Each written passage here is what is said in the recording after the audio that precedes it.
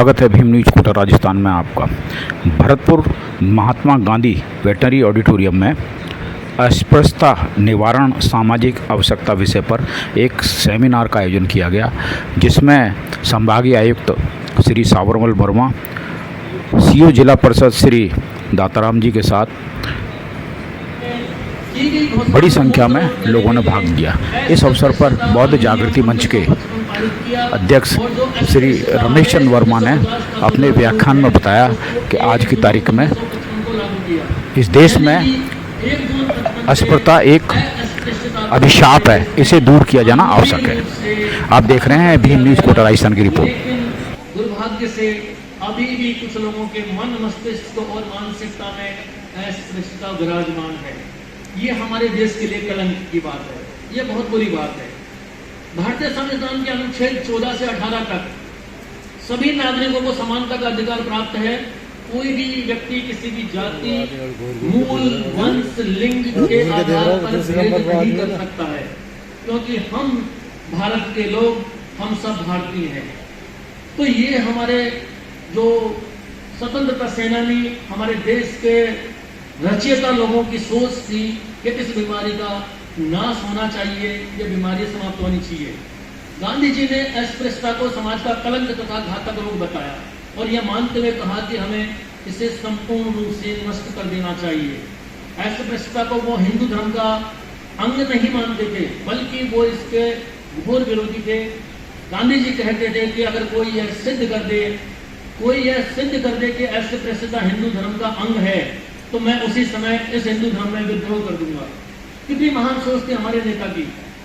वो हर तबके को, समाज के हर अंग को साथ लेके चलना चाहते थे कि ये जो हमारा एक अंग, जो दबा कुचला अंग है, ये भी हमारे साथ रहना चाहिए, हमारे साथ चलना चाहिए।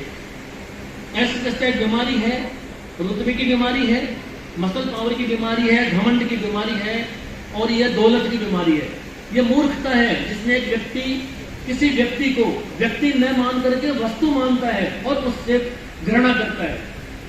जबकि हर एक व्यक्ति के अंदर वही खून है, वही चमड़ी है, वही सोच है और वही इस देश को निर्माण की भावना है।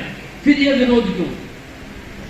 हमारे देश के लोग जब विदेश में जाते हैं तो हेलो हाय गाय, आप इंडिया से, you are Indian, oh I am also Indian, और हम इतने प्यार से बात करते हैं, हम आते हैं तब हम कहते हैं भाई कौन जाता तू।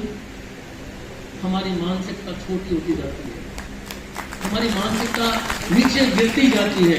हमें इस मानसिकता को सही करना होगा। जिस प्रकार एक भारत का आदमी हवाई जहाज में अमेरिका जाता है, तो अमेरिका में जब वो जाएगा तो सिगरेट पिएगा, तो जहां पिएगा जहां पे धूम्रपान पीने की इजाजत है। अगर वो टॉफी खाएगा तो उसको रैपर को अपनी जेब में रखेगा या कचरे के डिब्बे में डालेगा। वही व्यक्ति हिंदुस्तान में आकर के रोड पे पीक देता है, थूक देता है, पान पटक देता है, कुछ भी फेंक देता है। ये एक मानसिकता का सवाल है। तो हमें हमारे इस देश के लोगों को, हम लोगों को अगर आज के इस दिन को सही मायने में पर्व के रूप में मनाना है, सही मायने में जो आयोजक है, संचालक है, इन्होंने जो मेहनत की है, आप लोग जो बहुत सारे साथी दूर दूर से अन्य जिलों से चल के आए हैं, अगर सही मायने में हम इस कार्यक्रम को सफल करना चाहें, इस कार्यक्रम के बारे में सोचें, तो निश्चित रूप से हमें इन सब बिंदुओं पे मनन करना पड़ेगा, विचार करना पड़ेगा। क्योंकि अगर हमने ये नहीं सोचा तो फिर हमारा आना व्यर्थ है। जब व्यक्ति कमजोर होता है, अकेला होता है, तो उसे व्यक्ति चाहिए, उसमें जाति नहीं चाहिए। लेकिन जब व्यक्ति अकेला नहीं होकर के समूह में होता है, अपने समाज के बीच में होता है, तो फिर उसके अंदर जाति का दम्भ आ जाता है। मैं ये नहीं कहता कि जनरल कास्ट के लोगों में ही ये दम्भ है, ये दम्भ अनुसूचित जाति के अंदर भी है, ये दम्भ हर व्यक्ति के अंदर है। ऐसा नहीं है कि एक स्वर्ण कास्ट के व्यक्ति ही दोषी हैं, इसके दोषी हम सब बराबर के हैं। आज अनुसूचित जाति के अंदर भी जातियां बनी हुई है, ऐसा नहीं है। वो भी अपने आप को ऊंचा सिद्ध करने की कोशिश करते हैं। मेघवाल कहता है मैं ऊंचा हूं, बेरवा कहता है मैं तुझसे भी ऊंचा हूं, जाटव कहता है मैं तुझसे भी ऊंचा हूं, रेगर कहता है मैं तुझे से भी बड़ा हूं। क्या घृणित सोच है हम लोगों की। तो हमें इस अस्पृश्यता को, इस जातिवाद को खत्म करना होगा। जब यह खत्म होगा तभी हमारा विकास होगा। बाबा साहेब अम्बेडकर ने अपने संपूर्ण वाग्मय के खंड 16 में लिखा है कि हमारी जाति व्यवस्था ये एक सोसाइटी के बहुमंजिला मकान की तरह है। हमारे देश में जो जाति व्यवस्था की व्यवस्था है वो एक बहुमंजिला इमारत की तरह है, जिसमें 4 मंजिल बनी हुई है। एक मंजिल में ब्राह्मण है, एक में क्षत्रिय है, एक में वैश्य है, एक में शूद्र है। और ये चारों जो मंजिल है, जो जिस मंजिल में पैदा होता है उसको उसी मंजिल में मरना पड़ता है, वो दूसरी मंजिल पर नहीं जा सकता।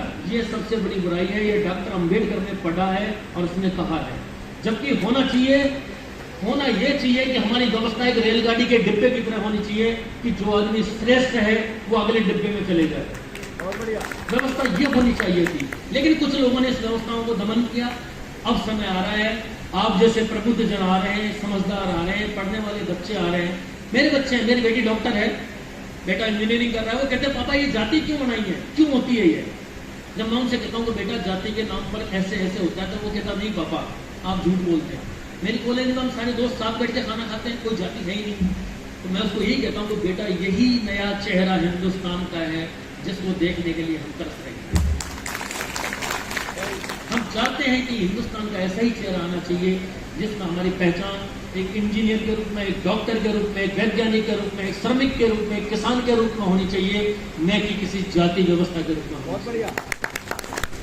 हमारे इसको आगे बढ़ाने के लिए आप देखें, हमारा देश जब आजाद हुआ उससे पहले की बात पर अगर हम मनन करें तो हमारी जो व्यवस्था थी उसमें हमें ये बताया गया, जो हम पढ़ते हैं सर किताबों में, कि ब्राह्मण का काम है गुरुकुल चलाना, शिक्षा देना, उसको और चीजों से कोई मतलब नहीं है। क्षत्रिय का काम। आप देख रहे थे भीम न्यूज़ कोटा राजस्थान की रिपोर्ट। देखते रहिएगा भीम न्यूज़ कोटा राजस्थान। आपका बहुत बहुत धन्यवाद।